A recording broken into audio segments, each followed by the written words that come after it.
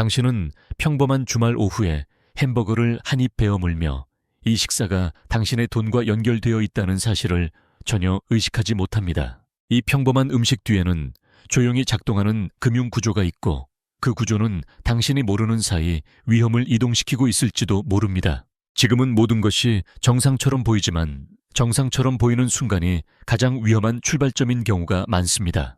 당신은 가격표만 보지만 다른 누군가는 부채와 현금 흐름을 동시에 계산하며 이 식탁을 바라보고 있습니다. 이 시스템은 갑자기 무너지지 않고 오히려 아주 안정적으로 보이면서 서서히 긴장을 축적합니다. 잠시 멈추고 관찰해 보세요. 왜 유독 음식과 일상 브랜드에 거대한 자본이 몰리는지 말입니다. 여기에는 고성장 이야기가 아니라 예측 가능한 현금 흐름이라는 더 차가운 논리가 숨어 있습니다. 당신이 매일 반복하는 소비 습관은 누군가에게는 대출 상환 계획의 핵심 변수로 작동합니다. 이 연결고리는 눈에 보이지 않지만 끊어질 때의 충격은 생각보다 가까운 곳에서 시작됩니다. 지금은 웃으며 주문하지만 이 구조가 흔들릴 때 비용을 누가 치르게 되는지는 아직 드러나지 않았습니다. 당신의 지갑에서 나간 소액은 모여서 거대한 숫자가 되고 그 숫자는 또 다른 위험을 지탱합니다.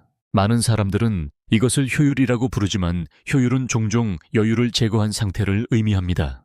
여유가 사라진 시스템은 작은 충격에도 예상치 못한 방향으로 반응하는 경향이 있습니다.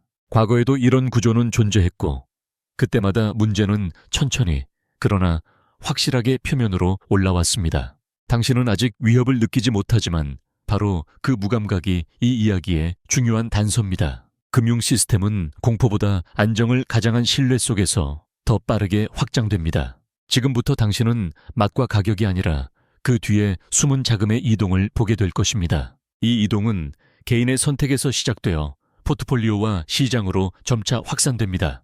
그리고 그 끝에는 누구도 단정하지 않지만 모두가 대비해야 할 가능성이 기다립니다. 먼저 이해해야 할 것은 이 위협이 왜 지금 이 순간에 특히 중요해졌는지입니다. 당신이 지금 사는 이 음식과 브랜드가 왜 유독 이 시점에 주목받는지 이해하려면 먼저 시간이라는 변수를 조용히 들여다봐야 합니다. 금리가 오르고 자본이 긴장할수록 예측 가능한 현금 흐름은 더욱 귀한 자원이 되는 경향이 있습니다.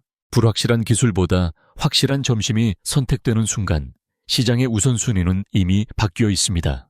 당신은 혁신을 기대하지만 자본은 먼저 살아남을 구조를 찾는 경우가 많습니다. 이때 등장하는 것이 안정적으로 보이는 소비 산업이며 그 중에서도 음식은 가장 일상적인 선택입니다. 겉으로는 성장 이야기처럼 보이지만 실제로는 방어적인 계산이 먼저 작동합니다. 잠시 질문해 보세요. 왜 불안한 시기에 새로운 기술보다 오래된 브랜드가 거래되는지 말입니다. 그 답은 미래가 아니라 매달 들어오는 현금의 규칙성에 가까워 보입니다. 이런 선택은 단기적으로는 합리적으로 보이지만 구조적 부담을 뒤로 미루는 효과도 함께 남깁니다. 당신은 아직 그 부담을 느끼지 못하지만 시스템은 이미 무게를 축적하고 있습니다. 과거를 돌아보면 이런 전환은 언제나 위기 직전에 조용한 신호로 나타났습니다. 당시에도 사람들은 소비를 멈추지 않았고 오히려 익숙한 것에 더 의존했습니다. 이 의존은 안정처럼 느껴지지만 동시에 선택지를 좁히는 결과를 낳았습니다. 자본은 이 좁아진 통로를 이용해 더 큰 규모의 거래를 시도합니다. 당신의 일상은 그대로인데 그 일상을 둘러싼 금융의 크기만 커지는 상황입니다. 규모가 커질수록 작은 흔들림도 전체에 전달될 가능성이 높아집니다. 이 연결고리는 아직 부드럽게 작동하지만 마찰이 생기면 빠르게 소음을 냅니다. 지금은 그 소음이 들리지 않지만 조용함 자체가 중요한 관찰 신호입니다. 다음 단계에서는 이 구조가 어디서 시작되었는지를 살펴봐야 합니다. 그 시작은 생각보다 오래되었고 이미 여러 번 반복된 이야기입니다. 이 구조의 뿌리를 이해하려면 당신은 현재에서 잠시 벗어나 과거의 금융 실험들이 어떻게 시작되었는지를 돌아봐야 합니다. 처음 이 방식은 위기를 수습하기 위한 합리적인 도구처럼 등장했고 문제를 정리하는 역할을 맡았습니다. 자본은 망가진 회사를 고쳐서 되파는 이야기로 포장되었고 많은 사람들은 그것을 재생이라고 불렀습니다. 당시에는 대출과 인수가 지금처럼 익숙하지 않았고 규모도 훨씬 작았습니다. 그러나 시간이 지나면서 성공 사례가 쌓이자 이 방식은 점점 더 대담해지는 경향을 보였습니다.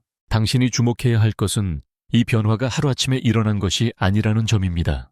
규칙은 조금씩 느슨해졌고 위험은 숫자 뒤로 숨는 법을 배웠습니다. 한 번의 성공은 다음 거래에서 더 큰 확신을 낳았고 그 확신은 더 많은 차입을 허용했습니다. 여기서 중요한 질문이 생깁니다. 이 구조는 어디까지 커질 수 있는가 하는 문제입니다. 과거의 사례를 보면 제안은 항상 결과가 나온 뒤에야 인식되는 경우가 많았습니다. 당신은 이 시스템이 스스로 조절한다고 믿고 싶어지지만 현실은 종종 그 기대를 배반합니다. 금융은 기억이 짧고 성공의 기억만을 반복적으로 확대하는 성향이 있습니다. 그래서 비슷한 구조는 다른 이름으로 다른 시장에서 계속 등장합니다. 사람들은 새로운 시대라고 말하지만 메커니즘은 크게 달라지지 않았습니다. 이 반복은 안심을 주는 동시에 가장 위험한 착각을 만들어냅니다. 잠시 멈춰서 생각해 보세요. 왜 경고는 늘 과거형으로만 등장하는지 말입니다. 현재 진행 중인 구조 안에서는 문제의 신호가 아직 성공으로 해석되기 쉽습니다. 당신이 보는 성장 지표는 누군가에게는 이미 부담으로 계산되고 있을지도 모릅니다. 이 지점에서 우리는 핵심 메커니즘을 이해하지 않으면 다음 단계를 볼 수 없습니다. 이제부터 당신은 이 시스템이 실제로 어떻게 작동하는지를 가장 단순한 언어로 보게 됩니다. 이 시스템의 핵심은 복잡해 보이지만 당신의 일상적인 대출 경험과 크게 다르지 않은 구조에서 출발합니다. 집을 살 때 일부는 내 돈이고 나머지는 빌리는 것처럼 이 거래도 자기 자본과 차입으로 나뉩니다. 여기서 중요한 차이는 그 빌린 돈을 갚는 주체가 당신이 아니라 인수된 회사라는 점입니다. 당신이 회사를 산 뒤 그 회사에 현금 흐름으로 이자를 내고 원금을 줄여나가는 방식입니다. 이 구조는 평소에는 효율적으로 작동하지만 현금이 조금만 줄어도 즉시 압박을 받습니다. 잠시 상상해 보세요. 월급이 줄었는데 대출 상환액은 그대로인 상황을 말입니다. 이때 선택지는 많아 보이지만 실제로는 비용을 줄이거나 자산을 파는 방향으로 수렴합니다. 그래서 이 시스템은 처음부터 현금이 꾸준히 들어오는 산업을 선호하는 경향을 보입니다. 음식과 같은 산업이 반복해서 선택되는 이유가 바로 여기에 있습니다. 당신이 매일 결제하는 작은 금액은 이 구조 안에서는 매우 중요한 안정장치로 작동합니다. 문제는 이 안정이 영구적이라고 착각하는 순간부터 시작됩니다. 소비가 조금만 흔들려도 부채로 쌓인 구조는 즉각 반응하는 특성을 가집니다. 이 반응은 천천히 나타나지만 한번 시작되면 되돌리기 어렵게 진행됩니다. 많은 사람들은 여기까지는 아직 괜찮다고 느끼며 위험 신호를 지나칩니다. 하지만 금융 시스템은 괜찮다는 판단이 가장 늦게 수정되는 영역 중 하나입니다. 당신은 숫자가 움직이는 것을 보지만 그 숫자 아래의 압력은 잘 보이지 않습니다. 이 압력은 대차대 조표 안에서 조용히 쌓이며 겉으로는 성장처럼 보이기도 합니다. 그래서 성공과 부담은 같은 순간에 동시에 증가하는 경우가 자주 발생합니다. 이 이중 구조를 이해하지 못하면 다음에 벌어질 연쇄 반응을 놓치게 됩니다.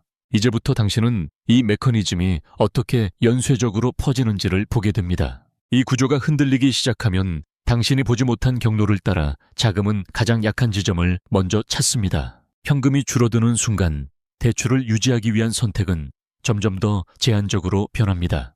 처음에는 마케팅 비용이 줄고 그 다음에는 인력과 품질 같은 민감한 영역이 영향을 받기 쉽습니다. 당신은 메뉴가 조금 달라졌다고 느끼지만 그 변화의 이유를 즉시 연결하지는 않습니다. 이 작은 변화들은 종종 비용 절감이라는 이름으로 정당화됩니다. 잠시 관찰해 보세요. 변화가 한 번으로 끝나는지 아니면 반복되는지 말입니다. 반복은 구조적 압박이 일상에 스며들고 있다는 신호일 수 있습니다. 여기서 중요한 점은 이런 조정이 실패를 의미하지는 않는다는 사실입니다. 많은 경우 이 단계는 시스템이 스스로를 방어하려는 정상적인 반응처럼 보입니다. 그러나 방어가 길어질수록 회복에 필요한 여유는 점점 사라집니다. 이 시점에서 자산 매각이라는 선택지가 다시 등장합니다. 건물이나 토지처럼 눈에 보이는 자산은 가장 빠르게 현금을 만들 수 있는 수단입니다. 당신은 매장이 그대로라고 느끼지만 소유 구조는 이미 달라졌을지도 모릅니다. 자산을 팔고 다시 빌려 쓰는 방식은 단기적으로 숨을 돌리게 해줍니다. 하지만 이 선택은 매달 고정 비용을 늘리는 결과를 동반합니다. 고정 비용이 늘어난 구조는 다음 충격에 더 민감해지는 경향을 보입니다. 이 지점에서 문제는 더 이상 한 회사의 이야기가 아닙니다. 같은 방식이 여러 곳에서 동시에 사용될 때 위험은 서로 연결되기 시작합니다. 당신이 알지 못하는 사이 개별 선택은 시장 차원의 신호로 바뀝니다. 이제 우리는 이 연쇄가 개인을 넘어 어떻게 확산되는지를 보게 됩니다. 이 파동이 시장으로 번지면 당신의 일상과는 멀어 보였던 금융 용어들이 갑자기 현실적인 의미를 갖기 시작합니다. 포트폴리오라는 말은 숫자의 집합이 아니라 같은 위험을 공유하는 묶음으로 변합니다. 여러 회사가 비슷한 구조를 가질수록 한 곳의 흔들림은 다른 곳으로 쉽게 전달됩니다. 당신은 개별 브랜드의 문제라고 생각하지만 자본은 이미 그것들을 하나의 패턴으로 보고 있습니다. 이 패턴이 커질수록 투자자는 선택이 아니라 노출을 관리하려는 태도로 바뀌는 경향을 보입니다. 여기서 자주 나타나는 행동은 위험을 줄이기 위해 동시에 움직이는 결정입니다. 동시에 움직이는 선택은 시장을 더 안정시키기보다 오히려 변동성을 키우는 경우가 많습니다. 잠시 상상해 보세요. 출구가 하나뿐인 극장에서 모두가 조용히 일어나는 장면을 말입니다. 처음에는 질서가 유지되지만 속도가 붙는 순간 상황은 달라집니다. 금융시장에서도 이 전환은 서서히 그러나 명확하게 나타납니다. 당신은 지수가 아직 버티고 있다고 느끼지만 내부에서는 재조정이 시작되었을 수 있습니다. 이 재조정은 가격보다 유동성에서 먼저 드러나는 경향이 있습니다. 거래가 줄고 조건이 까다로워지며 평소 가능하던 선택이 제한됩니다. 이때 많은 사람들은 일시적인 현상이라고 해석하며 안심하려 합니다. 하지만 이런 해석은 과거에도 반복해서 등장했던 초기 반응입니다. 당신이 관찰해야 할 것은 속도가 아니라 방향의 일관성입니다. 조정이 멈추지 않고 같은 방향으로 이어질 때 시스템은 새로운 국면에 들어갑니다. 이 국면에서는 작은 뉴스도 과도한 반응을 유발할 가능성이 높아집니다. 그래서 평소에는 무시되던 사건이 갑자기 중요해 보이기 시작합니다. 다음으로 우리는 이 변화가 개인에게 어떻게 체감되는지를 살펴봅니다. 이 변화는 뉴스 화면이 아니라 당신의 아주 사소한 일상에서 먼저 감지되는 경우가 많습니다. 할인 빈도가 줄거나 혜택 조건이 까다로워지는 순간은 단순한 마케팅 변화처럼 보입니다. 그러나 이런 조정은 종종 비용과 위험이 재배치되고 있다는 신호일 수 있습니다. 당신은 아직 큰 불편을 느끼지 못하지만 선택지가 미세하게 줄어들고 있음을 체감합니다. 이 단계에서 사람들은 대체로 상황을 합리화하며 곧 회복될 것이라고 기대합니다. 과거에도 이런 기대는 시장이 조용히 방향을 바꾸는 동안 자주 반복되었습니다. 여기서 등장하는 인물은 특별한 투자자가 아니라 당신과 비슷한 평범한 소비자입니다. 그는 가격이 조금 오른 것을 보고도 일시적 현상이라고 스스로를 설득합니다. 이 설득은 불안을 누그러뜨리지만 동시에 관찰을 늦추는 역할을 합니다. 금융 시스템은 바로 이런 지연된 반응 위에서 더 멀리 이동합니다. 또 다른 인물은 자영업자이며 그는 조건이 바뀐 계약서를 조용히 받아들입니다. 그는 선택지가 많지 않다는 것을 알기에 변화를 문제로 만들지 않으려 합니다. 이 작은 수용들이 모이면 구조는 생각보다 쉽게 새로운 균형에 적응합니다. 문제는 이 균형이 더 취약한 상태일 수 있다는 점입니다. 당신이 느끼는 안정은 실제로는 여유가 줄어든 결과일 가능성이 있습니다. 이 시점에서 시장은 아직 공포에 빠지지 않았고 오히려 평온을 유지합니다. 그러나 평온은 언제나 위험이 사라졌다는 의미는 아닙니다. 당신은 이제 무엇을 봐야 하는지에 대한 질문을 던지게 됩니다. 다음 단계에서는 구체적인 신호들을 어떻게 관찰해야 하는지를 살펴봅니다. 이 신호들은 예언이 아니라 확률의 방향을 보여주는 표식에 가깝습니다. 이제 당신은 감정이 아니라 신호를 관찰해야 하는 단계에 들어왔다는 사실을 인식하게 됩니다. 첫 번째로 볼 것은 가격이 아니라 거래가 얼마나 쉽게 이루어지는지의 변화입니다.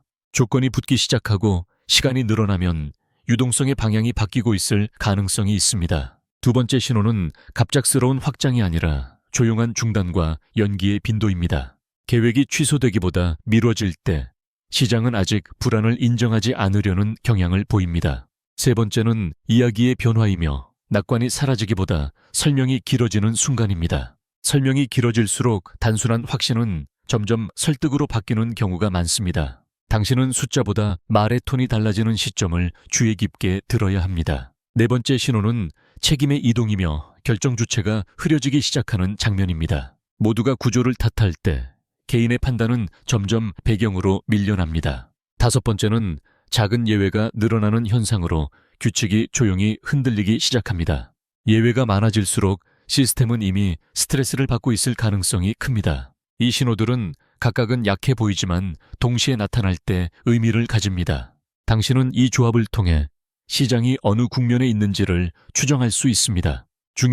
중요한 점은 이 관찰이 행동을 강요하지 않는다는 사실입니다. 그것은 단지 선택의 여지를 넓히기 위한 인식에 가깝습니다. 준비란 움직이는 것이 아니라 움직일 수 있는 상태를 유지하는 것을 의미합니다. 이 관점에서 보면 위험 관리는 속도가 아니라 균형의 문제로 보입니다. 당신은 이제 마지막 질문을 향해 천천히 이동하고 있습니다. 그것은 부정과 준비 중 무엇이 더 많은 비용을 남기는가에 대한 질문입니다. 많은 사람들은 이 지점에서 아직 아무 일도 일어나지 않았다는 사실에 안도감을 느끼는 경향을 보입니다. 부정은 공포가 아니라 일상을 유지하려는 자연스러운 심리로 나타나는 경우가 많습니다. 당신 역시 불편한 가능성보다 익숙한 흐름이 계속되기를 바라는 마음을 발견할 수 있습니다. 이 바람은 잘못된 판단이라기보다 인간적인 반응에 가깝습니다. 문제는 이 반응이 구조적인 변화보다 항상 늦게 움직인다는 점입니다. 과거 사례에서도 준비한 쪽은 조용히 위치를 조정했고 부정한 쪽은 변화를 설명하려 했습니다. 설명은 마음을 안정시키지만 구조를 바꾸지는 못하는 경우가 많습니다. 당신은 여기서 선택을 강요받지 않지만 태도의 차이는 결과를 갈라놓습니다. 준비는 극적인 행동이 아니라 위험에 덜 노출된 상태를 유지하려는 방향에 가깝습니다. 반대로 부정은 노출을 인식하지 못한 채 그대로 두는 선택처럼 작동합니다. 이 차이는 당장 드러나지 않고 시간이 지나며 서서히 확대됩니다. 처음에는 같은 결과처럼 보여도 작은 격차는 누적되는 성질을 가집니다. 당신은 아직 여유가 있다고 느낄 수 있지만 여유는 언제나 먼저 사라지는 요소입니다. 이때 중요한 것은 속도가 아니라 되돌릴 수 있는 선택지가 남아있는지 여부입니다. 선택지가 많을수록 시스템의 변화는 위협이 아니라 조정으로 인식될 수 있습니다. 반대로 선택지가 줄어들면 같은 변화도 압박으로 체감됩니다. 시장도 개인과 비슷하게 선택지가 줄어드는 순간 반응이 거칠어집니다. 그래서 준비는 결과를 맞추는 행위가 아니라 반응의 폭을 줄이는 행위에 가깝습니다. 당신은 이제 마지막 장면을 향해 이동하며 이 이야기의 핵심을 다시 보게 됩니다. 그것은 언제 움직일 것인가가 아니라 어떻게 남아있을 것인가에 대한 문제입니다. 이 이야기의 끝에서 당신은 위기가 언제 오는지를 묻기보다 지금 어떤 상태에 머물러 있는지를 점검하게 됩니다. 시스템은 종종 붕괴보다 적응을 먼저 선택하며 그 과정은 외부에서 거의 눈에 띄지 않습니다. 그래서 많은 변화는 뉴스가 아니라 조용한 조건 수정과 관계의 재배치로 나타납니다. 당신은 이미 보았듯이 위험은 갑작스러운 사건보다 누적된 선택에서 힘을 얻는 경향이 있습니다. 이 누적은 누구의 잘못이라기보다 모두가 합리적으로 행동한 결과처럼 보입니다. 바로 이 지점에서 시스템은 가장 설득력 있는 모습을 띱니다. 준비와 부정의 차이는 용기가 아니라 관찰을 지속했는지 여부에서 갈립니다. 관찰은 불안을 키우기보다 예상치 못한 순간의 선택지를 보존하는 역할을 합니다. 당신이 유지하려는 것은 예측이 아니라 대응할 수 있는 여백입니다. 이 여백은 수익을 약속하지 않지만 압박 속에서 숨을 고를 시간을 제공합니다. 과거의 많은 사례에서 살아남은 쪽은 가장 빠른 사람이 아니라 가장 유연했던 쪽이었습니다. 유연함은 방향을 바꾸는 능력이지 방향을 미리 맞히는 능력이 아닙니다. 시장 역시 개인과 마찬가지로 여지가 남아있을 때 충격을 흡수하는 경향을 보입니다. 여지가 사라진 구조는 작은 흔들림에도 과도하게 반응할 가능성이 커집니다. 그래서 이 이야기는 공포로 끝나지 않고 태도에 대한 질문으로 마무리됩니다. 당신은 지금도 평범한 하루를 보내고 있지만 보는 기준은 이전과 조금 달라졌을 것입니다. 이 차이는 행동보다 먼저 인식의 층위에서 조용히 작동합니다. 그리고 인식의 변화는 위기가 오기 전에는 거의 보상받지 못합니다. 그럼에도 불구하고 많은 시스템은 바로 이 조용한 준비 위에서 버텨왔습니다. 결국 남는 질문은 단순합니다. 당신은 상황을 설명할 준비가 되어 있는가? 아니면 대응할 준비가 되어 있는가 합니다.